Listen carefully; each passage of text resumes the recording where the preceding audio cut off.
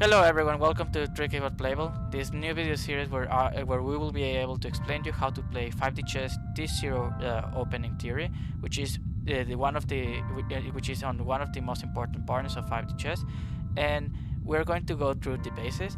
So today I have a special guest, and that is Mage. Hello. So Mage and I will go to show you how the lines go. We're going to start from the basics and why are the moves played and why are why is the theory the way that it is right now. All right. Saying said, so the first thing that it is important to know is that the classical f7 defense is going to be one of the most common openings, and it starts with knight f3, knight f6, d4, and d5, which is a really stable opening, and the idea is to block threats from the f file and from the diagonal onto to the f7 and f2 respectively. Do you want to talk a little bit about why about the next moves? Yes. So, importantly, if you've played 5D chess long enough, you'll realize that the kings are now showing an open diagonal, which gets very dangerous quickly. So the next moves work to directly respond to that by either closing the diagonal or stopping an attack on the diagonal. Those moves are c3, bishop d2, or knight c3. But generally c3 is the most common one because it doesn't commit a piece to the defense of that diagonal. And at the same time, c3 allows you to have a really stable position and a really stable structure, that if the queens are exchanged at some point, both players are going to be benefited.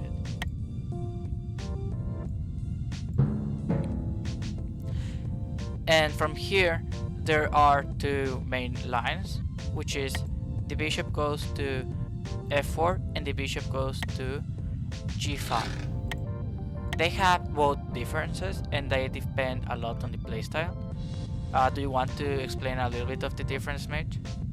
Yep.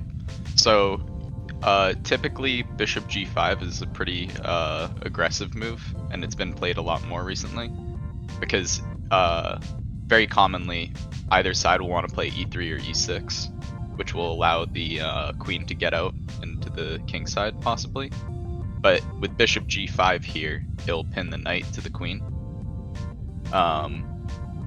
Bishop f4 is also a good move, and the reason why that one's sometimes preferred is that it allows you to take your knight off of f3 to stop any travels, because now that the bishop's blocking that file, there won't be as much travel opportunities to f2.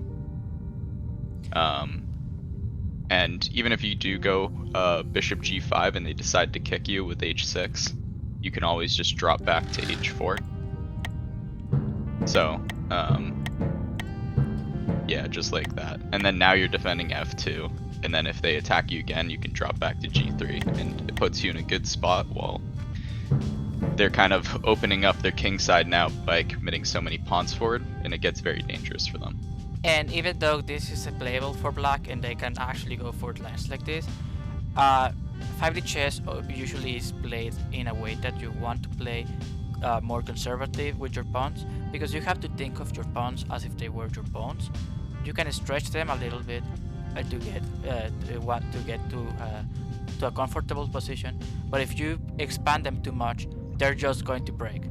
And you don't want to break your pawns. You just want to make sure that everything is stable. Yep. All right. So talking about bishop f4 again. So on the bishop f4 line, there are some tricks based because of the location of the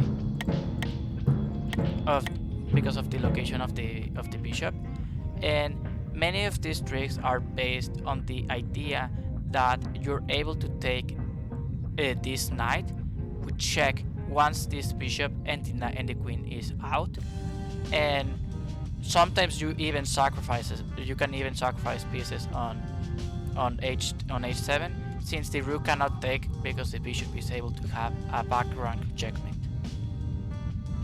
Yeah, especially if the queens get traded off on b3 or b6. Yeah. And from here, usually black has also two options, which is bishop f4 and bishop g5. What it is recommended, what I would recommend personally, is that if you see bishop f4, try to get to play bishop f5 to create more imbalances. And if you're playing bishop g4 as white, black should go for bishop f5, so that they are able to play for a more imbalanced game, and in that way have more chances of creating counterplay. I'm not sure why this is the case, but recently I feel like I've always seen black going for bishop f5 regardless. And I think that's just because black is at a disadvantage, so they try and be more defensive, and they try and block the travels of the f-pawn more, but... That's also a really good point. Both lines are really, both ways of playing are really good. And from here, usually there's the idea that white will try to play queen b3, can try to go for queen b3 to attack this weakness. They can also play something like e3 to play more solid and be able to bring the bishop. And this is one of the main lines due to the fact that you're able to exchange this bishop if you want in the future. And black usually has more or less the same plan. Yep. So here, the line that probably is played the most is something like e3, e6, and then just go for bishop d3. Yep. With the idea that that after a bishop exchange, white has the queen on a slightly worse position, but they are able to go back and set up something if they're once everything is done correctly. What are your thoughts about this line, Mage? Yeah, personally I think that the bishop on f4 is a lot more valuable than their bishop that's on f8. Or actually, getting them to trade off their f5 bishop is pretty key, because that bishop gets a lot of action, whereas the bishop on f8 doesn't have a lot of good squares that it sees. Right now all it can really do is also try to trade off or something like that.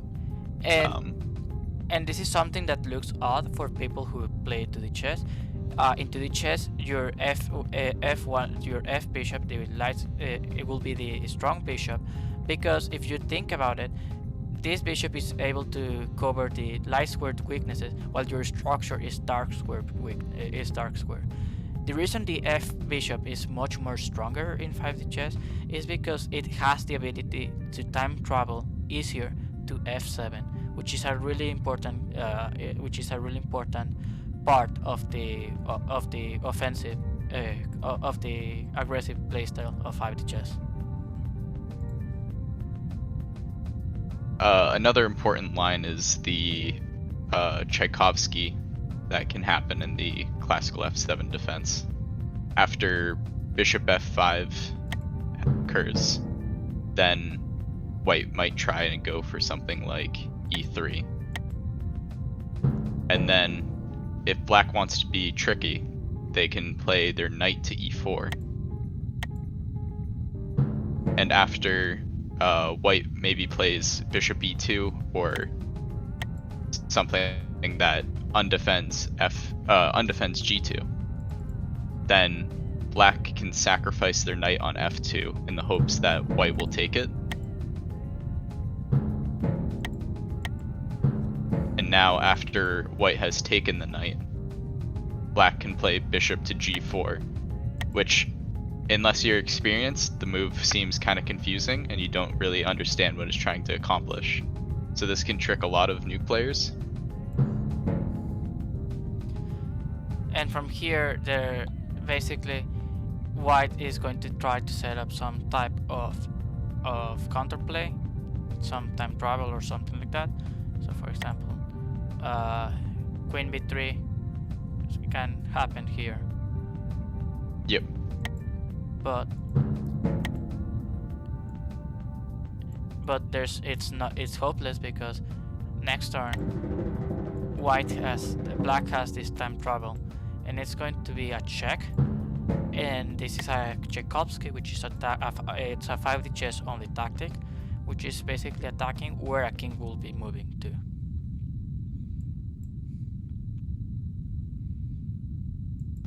So this kind of tactic can happen a lot if f2 is undefended and so is g2. White, it just means that black or white or whoever will always be able to take onto that f pawn. Oftentimes, white might just be able to ignore it and not take the knight there, because it's not like a forcing move if they take on f2. But it is a very scary move that you often will have to respond to. Exactly.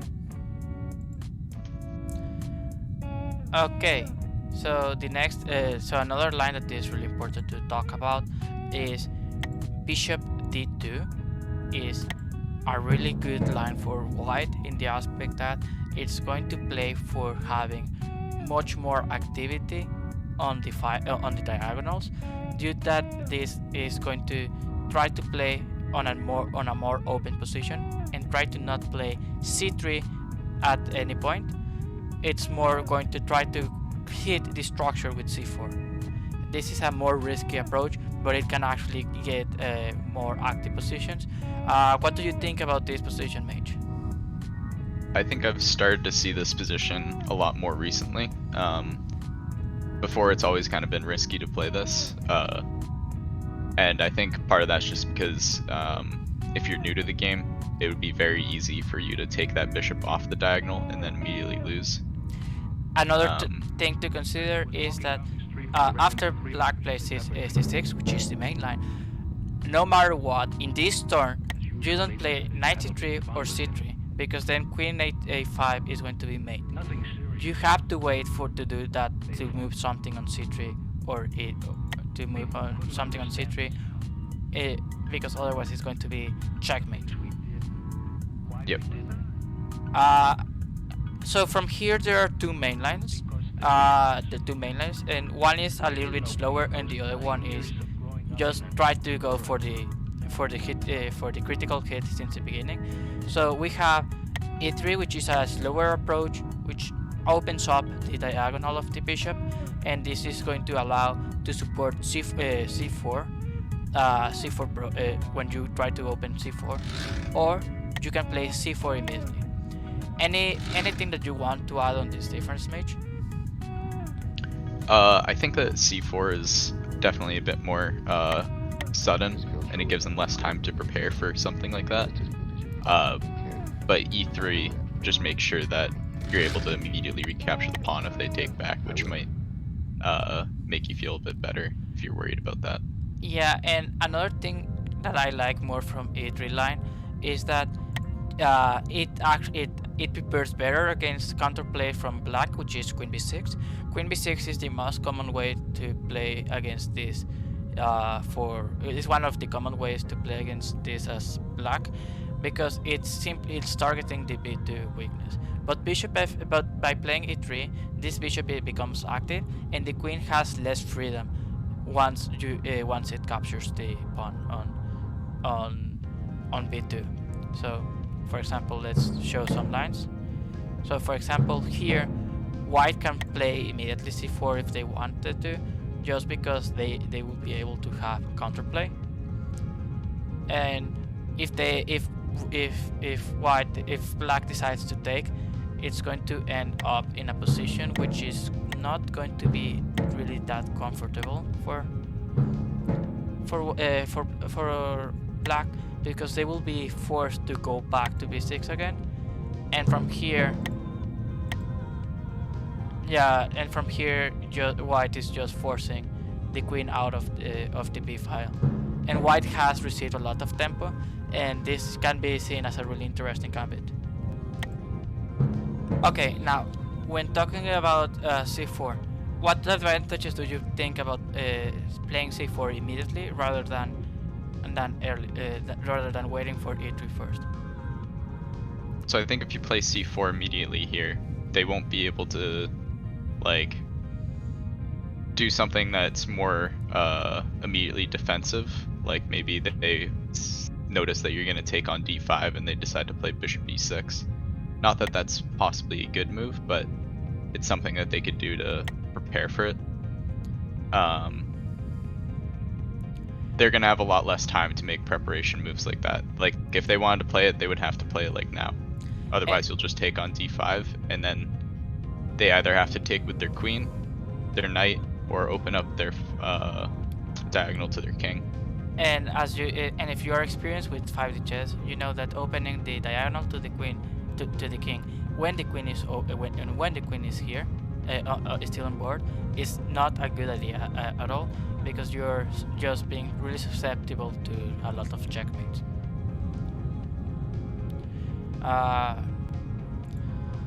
So the next line that we're going to talk, and the final line that we're going to see for this video, is going to be the Cadillac attack. So this is a line that is really underground and hasn't been seen in around a year from the time of recording. And this line is playing knight bd2. So at first glance, this doesn't look like it works, because it's not blocking the diagonal that the queen can access, or at the same time it's not defending the place where the queen is going to reach. However, white plays the knight b3 with the idea that queen a5 mate is no longer an idea. So from here, queen b6, it tends to be the baited move. Yeah, here now they're threatening mate on b4, so this kind of like that allures them to play queen b6 because they can develop their queen while threatening b4. But the queen isn't actually too developed there, and white can just simply block it with bishop d2. And from here, there's black can, if black is not careful, they can get into some tricks. For example, if black plays bishop f5 in this line, white can play, for example, something like e3, and you might be able to start noticing where the problem is. If black doesn't respond, make a natural move like knight d7, for example, they have the issue that their queen is getting trapped with the move bishop to a5. Yep. But there's a way around it, right, Mage? Yep, so one little tricky way that black can kind of get out of this situation, it might look like a normal move, but if they play e6, they're actually kind of defending it. And the reason is... Because here, now if white plays bishop a5, black's going to be able to play bishop b4, and it's going to be able to hit both the bishop and the king, and be able to get out of this situation. And you're not able to take it with the queen. You're not able to take it with the bishop, because then after queen takes, it's going to be checkmate. Yep. So one way to keep the trick going is by playing a3 to stop that idea. And now, if they played e6 by accident and they don't see what's going on, any move could really get them into a bad position. And for example, even a6, even though it defends against the trap, what is the queen doing? It's going to do on a7. It's just getting trapped there. So you have to play something as a5, or just returning back your queen, and from there white has a much more open position, and they can choose if they want to play something more like c3 or c4. I will recommend more c4, since the bishops the position resembles more that type of lines, that type of open lines. Saying so, I think that this will be everything for today's video, and I hope you enjoyed this episode of Tricky but Playable, and hope to see you here next time. Bye.